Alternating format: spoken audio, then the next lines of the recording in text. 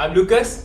I'm Syazwan. And I'm Hashi. And today we're going to talk about Kiasu-ness, which is Singapore personality and our identity. So, okay, just a show of hand, who is to talk about? Why are you like that? What's going on? Yeah, what's going Okay, on? Why are you let's laughing? go. No, just hyping you up. I mean, it is our identity, I'm not gonna lie. It's Yes, so it sad. is. It's so sad that that's our identity. Why so sad? It's nothing to be proud of, honestly. Why not? I feel that Kiasu-ness is equivalent to selfish. Yeah. Okay, I'll just give my thoughts first. I feel Kiasuism is great and okay until it negatively affects other people. Yeah. Yeah, so it's fine to be Kiasu, like in terms of, oh, my grades, I want to make my grades better. I want to achieve more. I want to have this. I want to have that. I think that's fine. It's kind of an Asian trait even. Like yeah. So I think that's fine until you prioritize your needs over others. And it starts to make you very self-centered and selfish.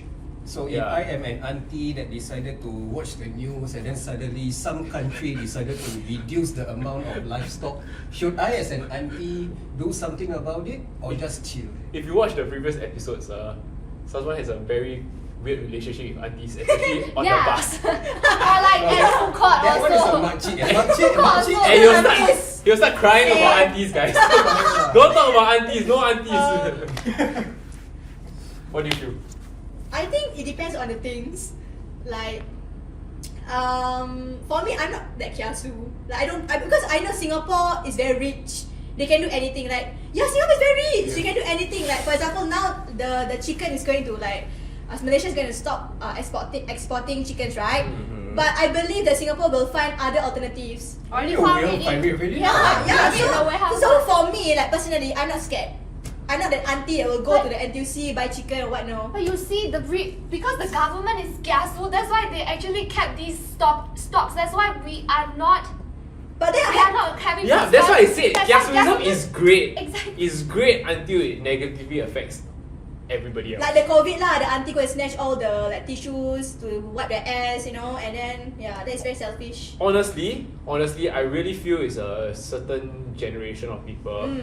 I'm not going to name, because the rest of us, we are kind of in like the sensible range. nonchalant, I won't say I'm nonchalant. I think I'm quite kiasu, to the board. Sometimes, to be honest, the thing is, I didn't grow up in Singapore. I've only been here for actually more than half my life lah. But this kiasu-ness is a Singaporean identity, but I identify with it.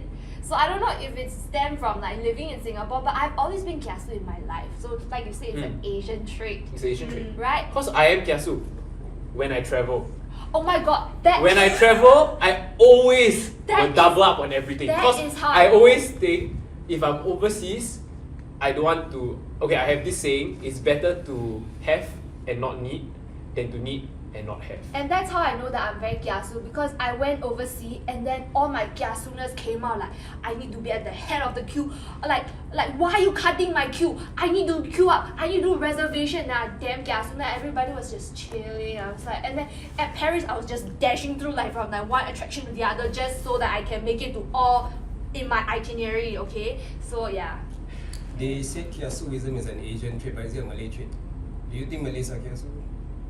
I think so long as you're Singaporean, you will have that a bit of kiasu-ness. Maybe the severity of the Kiasu-ness. Because I think on my end, my mom told me to never be Kiasu because it's a very bad image of myself. Yes. Yeah, so I think, now I have to go back to my heritage. So living on an island, which is not Singapore, offshore of Singapore, so Pulau Ubin, my mom used to say about how it's important for us to only take what we need and not out of greed. Yeah, so Kiasuism, in my understanding, is to just take everything for yourself and not for the community. So I guess this one is very close to me. Changi Beach also recently, there's all this thing about foraging, where all these people will just come to the beach and then they'll take every single living creature on the intertidal zones. And what will happen is that it will affect the population of all the marine life that exists there. Because it totally affects the biodiversity there. Yeah. So it's again, if I'm correct, the definition of Kiasu-ism is not to be left out. So because Like from, FOMO. so from like our understanding of that whole Changi Beach thing, it's because of a TikTok trend. So somebody wanted to make sure that they also get involved. So they will go down without any knowledge or respect to the life around there.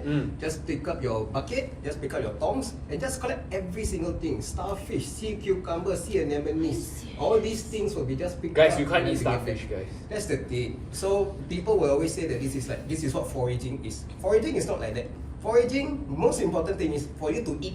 That's the main purpose of foraging, is for you to consume. It's not for you to put back in your fish tank at home just to watch your just to entertain your kids.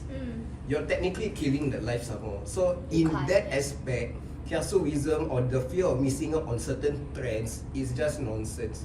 So please stop lah. On that note, right, you go and see all those videos on online, especially from a certain country, which I will not name.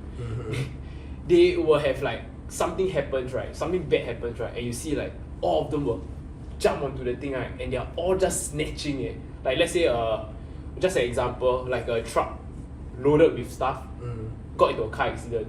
And instead of helping the guy who is in the accident, to them they see free stuff. And they'll run and just grab everything. And really I think it says a lot about a community and a lot about how they are brought up. I think it's quite Then it really nasty. goes back to your, like, I feel like you can be kiasu, but what is your personal values, your morals, right? Because I feel like you can be kiasu, but at the same time have some level of self-awareness that the world doesn't revolve around you, and that failure of getting something doesn't lead to a like unfulfilled life, or that you are simply a piece of shit lah. At this point, I'm actually quite worried, because, for example, one thing that struck me most about the 2011 Japanese earthquake was how the Japanese people, in the midst of tragedy, they all respected one another, they waited patiently. But the thing is, right, for us in Singapore, we would never have, maybe we are blessed enough to make sure that we don't have a tragedy, but when a tragedy strikes, are we going to be like the Japanese? Or are we going to be, now is my life over yours, you are nothing more than me, I will take the stuff from you because I need to survive. Will we ever reach that stage? I guess we can take the COVID circuit breaker as an example lah. I feel like in that case, the question that you prompted is like half-half. What do you think? Are you taking it because you need the thing? Or are you taking it because you're scared that you in the future have no opportunity to have it? Because I think in the end, I'm not sure if it's interchangeable for us to associate kiasu and kiasi. People want the fear of dying and the fear of being left out. Yeah. These two things I feel is a very Singaporean thing, and again, it's not really a very nice association to our national identity. So please maintain. I cannot say stop, but at least maintain your level. That's why the government is literally spending millions of dollars, right, on like advertising, like be gracious, guys, be gracious. I think as humans, as adults, right, if our government has to beg us and tell us to please be gracious to your neighbors, I think it's quite embarrassing lah. And with that, tell us how you feel about Kiasu-ism in Singapore. Comment down below and like our video. Say people, say yourself, bold perspectives. And don't forget to like and follow us on all of our socials. New videos every week. Bye guys! Bye!